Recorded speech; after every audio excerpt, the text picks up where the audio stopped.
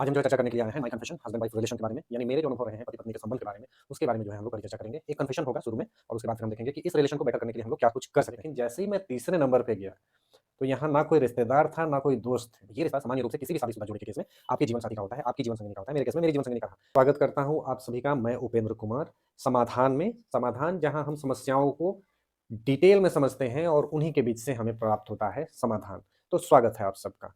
तो अब आगे हम लोग जो डिस्कस करेंगे वो देखेंगे कि आखिर कैसे सुधार करें और कहाँ पे सुधार हो सकता है, किस स्थिति में सुधार ही नहीं हो सकता है। तो पहले एक निर्णय पे हम लोग पहुंचते हैं, क्योंकि कुछ एक मामलों में जो है समझौता ठीक नहीं होता है। तो आइए मिल बैठ के हमने भी अपने पति पत्नी के बीच में हम लोगों ने भी जो है सबसे पहले ये तय किया कि आखिर हम लोगों को एक दूसरे से चाहिए क्या और कौन सी चीज़ें नहीं चाहिए। तो वो जो है हमने जब तय किया तो उसमें से जो है जो 3, 4, 5, 6 बिंदु आए, वो था भरोसा। ये विश्वास किसी भी रिश्ते की नींव होती है, जो कि हम लोगों ने परिचर्चा में देख लिया। सम्मान दूसरा था, यानी सम्मान दीजिए और सम्मान वापस पाइए। तीसरा होता है समय, जो कि सबसे कीमती चीज़ है जो आप एक-दूसरे को देते हैं, तो समय तो एक-दूसरे को जो है हम लोगों को देना ही चाहिए। देन प्यार का जो है हिस्सा आता है। प्यार वो जो व्यवहार से झलकता है, ना सिर्फ़ शब्दों में कहा जाता है। और उसके बाद जुड़ाव या आंतरिकता आती है, जिसमें आप इशारे समझ जाते हैं, एक-दूसरे के बिन कहे भी जो है चीज़ों को समझना शुरू कर देते हैं। और बाद में फिर आता है सेंसिटिविटी, यानी संवेदनशीलता। सामान्य रूप से पिक्चरों में जो है ये दिखाया जाता है कि देखो यार, वो तो कैसे जो है कितना सेंसिटिव है। फटाफट चीज़ों को समझ लेता है। जो बिन कहे बातों को समझ लेना, ये भावात्मक क्वेश्चन जिसका ज़्यादा होता है ना, जिसको बोलते हैं इमोशनल क्वेश्चन, वो लोग जो है बहुत संवेदनशील होते हैं। लेकिन संवेदनशील होने का मतलब भें-भें करके रोना नहीं होता है। इसका मतलब आप इंटेलिजेंटली जो है चीज़ों को हैंडल करना जानते हैं। अब भाई हम लोग तो भाई गलतियों के पुतले हैं, तो आपको अपने जीवन साथी में ये सारी चीज़ें नहीं मिलेंगी, या फिर आपके जीवन साथी को भी आप में ये सारी चीज़ें नहीं मिलने वाली हैं। तो हम लोगों को फिर करना क्या चाहिए? महत्वपूर्ण प्रश्न ये है कि ये सारा कुछ आप जब चाह रहे हैं कि आपका जीवन साथी आपको दे, उससे पहले आप ये देखिए कि क्या आप देते हैं उनको ये सारी चीज़ें? मतलब जो है, क्या आप भरोसा करती हैं या भरोसा आप जीत चुकी हैं? क्या आप सम्मान देती हैं, जो आपको सम्मान मिले? क्या आप समय देते हैं, जो आप चाह रहे हैं कि आपको समय मिले? आप प्यार करते हैं क्या व्यवहार से, जो आपको चाहिए? फिर जो है जुड़ाव और संवेदनशीलता भी पहले आप दें, फिर जो है सामने वाले से एक्सपेक्ट करें। मतलब दोनों को ही का अगर स्कोर कम से कम 3 आउट ऑफ 6 है, यानी 50% हम लोगों ने अगर स्कोर किया है, तो यार पहले तो हम लोग 33% पे ही पास हो जाते हैं। ग्रेजुएशन में भी हम लोग 45%, 50% पे जो है पास आउट हो जाते हैं। तो ऑब्वियसली इस रिश्ते में अगर 3 आउट ऑफ 6 स्कोर है आपका और आपके जीवन साथी का, तो ये बेहतरीन स्कोर है, मैं पहले ही बता दूँ। और मैंने सुधार के तो सारी जो है गुंजाइशें खुली हुई हैं। तो आप अपने रिश्तों को सुधारने के लिए जो है यहाँ से आगे बढ़ सकते हैं। लेकिन कुछ एक बिंदुओं पे जो है आप कॉम्प्रोमाइज़ ना करें। जब आप लोग क्लियर हो गए कि अब इस रिश्ते को सुधारना है, तो सबसे पहला बात जो मेरे देखे है वो है रिस्पॉन्सिबिलिटी लेना। पहले आप रिस्पॉन्सिबिलिटी ले लीजिए कि ये मेरी ज़िम्मेदारी है कि मैं इस रिश्ते को ठीक करके रहूँगा। क्योंकि ये मेरे जीवन का सबसे महत्वपूर्ण रिश्ता है, तो मेरी ज़िम्मेवारी है कि मैं इस रिश्ते को आगे बढ़ाऊँगा और इसको जो है काफ़ी अच्छा बनाऊँगा। तो टेक रिस्पॉन्सिबिलिटी, ठान लीजिए कि ये आपकी अपनी ज़िम्मेवारी है। दूसरा जो है धैर्य और संवाद का, यानी कम्युनिकेशन स्किल। कम्युनिकेशन स्किल में जो है ना, लगता है सामान्य रूप से कि आपको बहुत अच्छा वक्ता होना चाहिए, बहुत अच्छे से बोलना आना चाहिए। मेरे देखे जो है कम्युनिकेशन स्किल का सबसे अच्छा कि आप कितने अच्छे श्रोता हैं, मतलब आपको कितना अच्छा से सामने वाले की बात सुननी आती है, उसके हिसाब से रिस्पॉन्ड करना आता है और उसकी जो परिस्थिति है, उसकी जो समस्या है, उसको समझना आता है। अगर ये आपको आता है, साथ में आप पेशेंस रख पाते हैं कि आप आराम से सुन के सामने वाले की परिस्थिति को समझ सकें, तो this is called communication skill. किसी भी रिश्ते को निभाने के लिए ऐसे तो ये बहुत ज़रूरी है, लेकिन पति-पत्नी के रिश्ते में ख़ास करके ये संवाद का जो ज़ोन है और धैर्य, ये जो है आपको चाहिए ही चाहिए होगा। दूसरा जो है गलती पे माफ़ी माँगने का होता है। कभी भी गलतियाँ होंगी ही, हम इंसान हैं तो ऑब्वियसली गलतियाँ करते ही हैं। जभी भी गलती हो ना, तो जो सामने वाला अगर सॉरी बोल रहा हो, तो आप भाव मत खाओ यार। क्योंकि जो है ना, रिश्ते को बचाने के लिए बहुत टाइम सॉरी बोलना पड़ता है और आप बीच में व्यर्थ का जो है अपने ईगो को ले आते हो। मेरे देखिए, मैं माफ़ी माँगना पसंद करूँगा बनिस्बत के रिश्ते को हारने के, या फिर जो है मैं विवाद जीतने से अच्छा रिश्ते को जीतना पसंद करूँगा। तो आप कभी भी सॉरी बोलने से बिल्कुल हिचकिचाएँ नहीं। आप सबसे करीबी व्यक्ति के सामने सॉरी बोल रहे हैं और वो खुश होगा और वो भी सामने से सॉरी ही करने वाला है, क्योंकि गलतियाँ साथ-साथ हम करते हैं। उसमें कोई एक कारण नहीं होता है, 2 हाथों से ही ताली बजती है। अब उसमें से जो हाथ सॉरी बोले, वापस जो है दूसरा हाथ को भी एक्सेप्ट करना पड़ता है, माननी होती है कि दोनों की गलती थी। चौथा बिंदु है अटूट विश्वास का। मेरे देखिए ये आधारभूत स्टोन है, नींव का पत्थर है, इसी पे पूरे रिश्ते जो है खड़ा होते हैं। तो एक-दूसरे पे विश्वास करना बहुत ज़रूरी है। ये विश्वास अगर नहीं है किसी भी रिश्ते में, तो कितना भी आप जो है टिप्स आज़मा लें, बिना विश्वास के वो रिश्ता आगे नहीं बढ़ सकता है। तो विस आपका जो विश्वास है ना, वो आपके साथी को गलतियों को दोहराने से रोके। आप खुद भी ये फ़ील कर चुके होंगे कि कभी-कभी हमसे गलतियाँ हो जाती हैं और उन गलतियों को सिर्फ़ हम इसलिए नहीं दोहराते, वापस वो गलतियाँ नहीं दोहराते, क्योंकि हम लोगों पे दूसरों का विश्वास होता है कि अरे यार, ये कैसे कर सकता है? तो इसलिए विश्वास आपको गलतियों को दोहराने नहीं देता है, आपके साथी को भी गलतियों को दोहराने नहीं देता है, तो अपना विश्वास अटूट रखिए। कभी भी शिकवा या शिकायत करना हो तो एकांत में करें और अच्छे मूड वाले टाइम में करें। अब बहुत अच्छे वाले मूड वाले टाइम में ना मूड खराब फिर से हो गया। आगे बढ़ते हैं। जो है अभी तक आपका जीवन साथी जो है, अगर वो आपका जीवन साथी बना है तो ऑब्वियसली वो आपके लिए बहुत ख़ास है और आप उनके साथ हैं तो उनके लिए आप भी बहुत ख़ास हो। तो जो भी व्यक्ति हमारे लिए ख़ास है ये हम जानते हैं, तो सामने वाले को बताने में क्या परहेज़ करना है। तो ऑब्वियसली हम लोगों को ज़रूर ये बताना चाहिए कि यार आप मेरे लिए बहुत इम्पोर्टेंट हो। तो सामने वाले को हमेशा एहसास कराएँ ना, मुँह से बोल के नहीं, ऐसे ही एहसास कराएँ कि आप मेरे लिए ख़ास हो। और ये जो गोल्डन वाक्य है आई लव यू का, ये जो है किस भाषा में बोलूँ ये ज़्यादा ज़रूरी नहीं है। मैंने शुरू में भी कहा था, अभी भी कह रहा हूँ कि आई लव यू बोलने की ज़्यादा ज़रूरत नहीं है। आप कितना प्यार करते हैं इस बात का एहसास बिना भाषा के कराएँ, अपने बॉडी लैंग्वेज से कराएँ, ना कि किसी लैंग्वेज से। तो आई लव यू आप कहें, अपने व्यवहार से अगर आप कह सकते हैं, तो फिर जो है इस रिश्ते में हमेशा जान बनी रहेगी और आपका जीवन जो है, ना सिर्फ़ आपका वर्तमान बल्कि भविष्य भी बहुत खुशहाल रहेगा। किसी को भी विकल्प बनना पसंद नहीं है। तो इसलिए जो है सामान्य रूप से हम लोग क्या करते हैं कि ऑप्शंस के रूप में लेते हैं जीवन साथी को भी और कंपेयर बहुत करते हैं। मतलब वो देखिए उनके पति ऐसा करते हैं या वो देखो उनकी पत्नी ऐसा रहती हैं या फिर वो देखो मेरे पापा ऐसे करते थे या मेरी माँ ऐसे करती थी।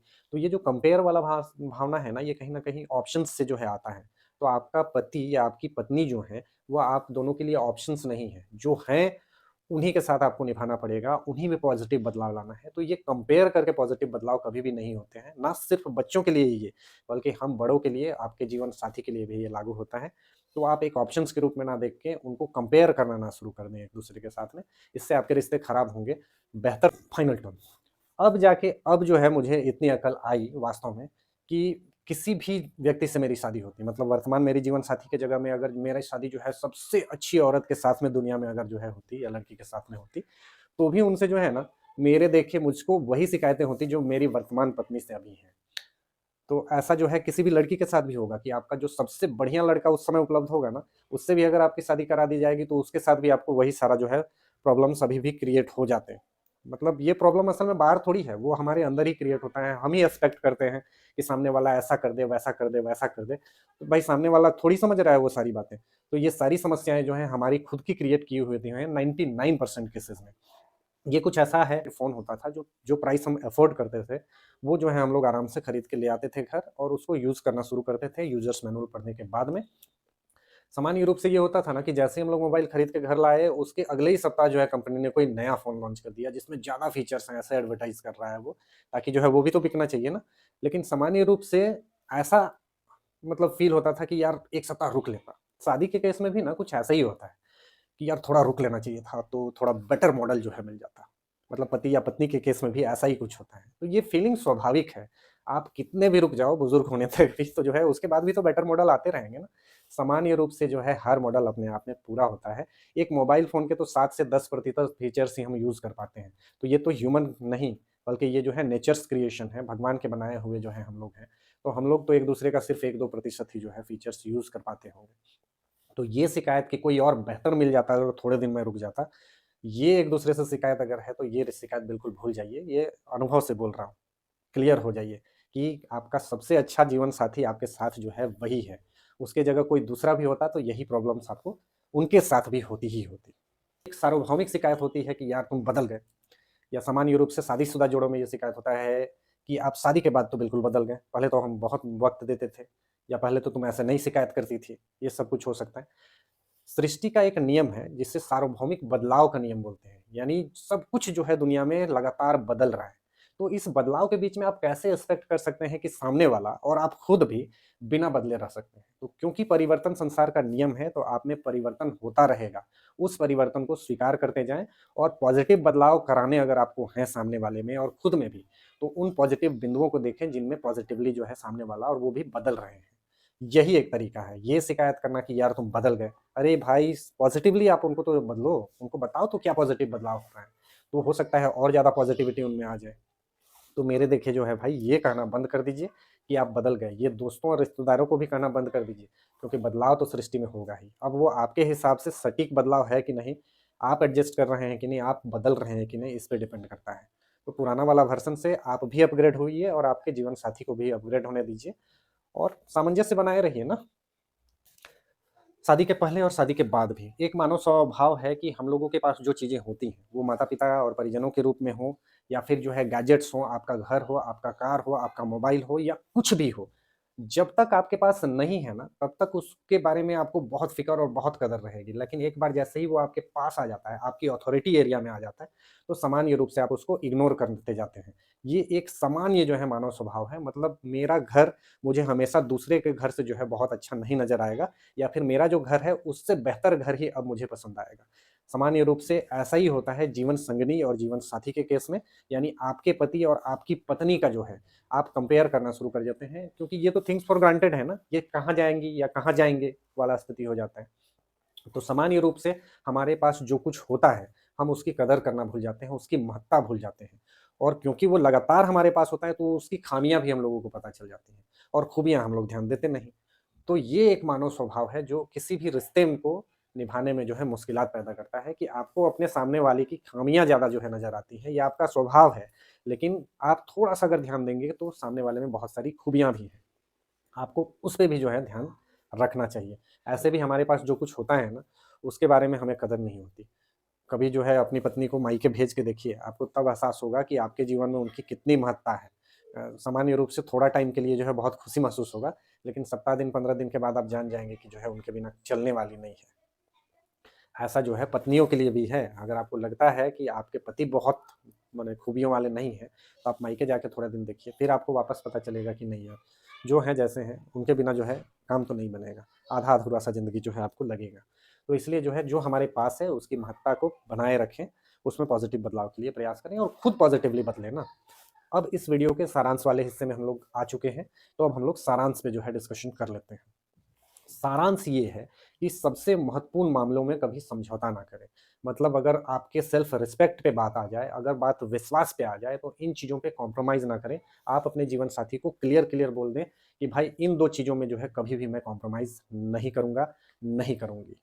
पहला बिंदु तो यही है सारांश में। दूसरा दूसरा दोनों मिल करके पहले ही तय कर लेना कि आप लोगों को एक-दूसरे से क्या नहीं चाहिए। सामान्य रूप से क्या चाहिए इस पे हम लोग डिस्कस करते हैं, लेकिन क्या नहीं चाहिए पे डिस्कस हम लोग बिल्कुल नहीं करते हैं।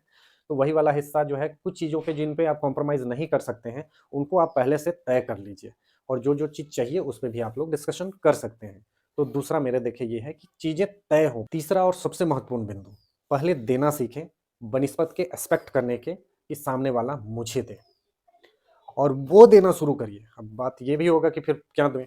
आप जो स्वयं के लिए एक्सपेक्ट कर रहे हैं, वो पहले अपने जीवन साथी को दें और उसके बाद फिर जो है एक्सपेक्टेशन का हिस्सा आता है। चौथा, चौथा है सेंस ऑफ ह्यूमर। हँसी-मज़ाक बनना बनाना सीखिए और सहना सीखिए। इसके बिना जो है जीवन बहुत बोझिल हो गया है अभी के टाइम पे। हर व्यक्ति जो है स्ट्रेस मैनेजमेंट के जो है दवाइयाँ खाता हुआ आपको दिखेगा पश्चिमी देशों में। भारत में स्थिति तो ऐसे भी बहुत अच्छी है अभी। तो इसलिए जो है सेंस ऑफ ह्यूमर को अपने जीवन में लगातार बनाए रखिए, क्योंकि यही सेंस ऑफ ह्यूमर आपको लाइट हार्टेड रखेगा और आपके जीवन को, आपके जीवन साथी को जो है आपके साथ बनाए रखेगा। किसी भी आदर्श व्यक्ति की खोज बेमानी है। ये उन लोगों के लिए है खास करके जिनकी शादी नहीं हुई है।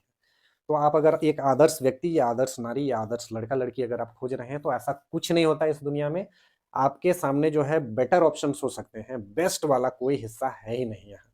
तो आदर्श व्यक्ति की तलाश बेमानी है, ऐसा कुछ नहीं होता है, ना सिर्फ़ लोगों में बल्कि चीज़ों में भी आदर्श स्थिति आपको कभी प्राप्त नहीं होगी।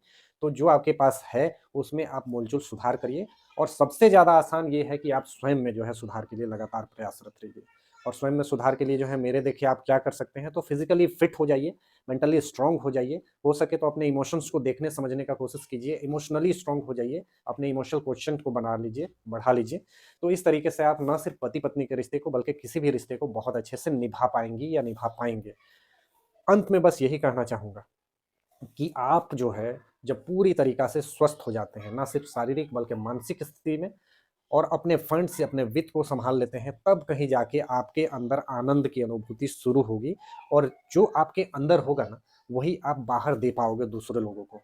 तो उस आनंद को लाने के लिए ये सारा कुछ आपको करना पड़ेगा और फिर आप अपनी खुशी के लिए पहले काम करना शुरू कर दें। एक बार आप खुश हो गए ना, तो फिर सामने आपके अगल-बगल जो है आप सबको खुश रख सकते हैं और जो सबसे ज़्यादा जो है आपकी खुशी से खुश होने वाला व्यक्ति है, वो भी आपके माता-पिता, आपके परिजन और आपका जीवन साथी हो गया ऑब्वियसली। तो बस इन्हीं शब्दों के साथ में जो है आज का जो कन्वर्सेशन था उसको समाप्त करता हूँ। ये मेरे पर्सनल वास्तविक अनुभव पे आधारित बातें थी, जो मुझे लगा कि मुझे शेयर करना चाहिए। आप लोगों के साथ इसीलिए शेयर किया है और जो है लगातार समाधान के साथ बने रहिए क्योंकि समाधान जिसके बारे में हम लोग परिचर्चा कर चुके हैं कि हर समस्या का डिटेल में अगर हम अन्वेषण करें तो उसी के बीच से जो है निकलती है समाधान। तो आप और आपके जीवन साथी के साथ आपका साथ ऐसे ही बना रहे, आप जो है दूसरों के साथ भी साझा कर सकते हैं, इस टाइप की चीज़ों को। धन्यवाद।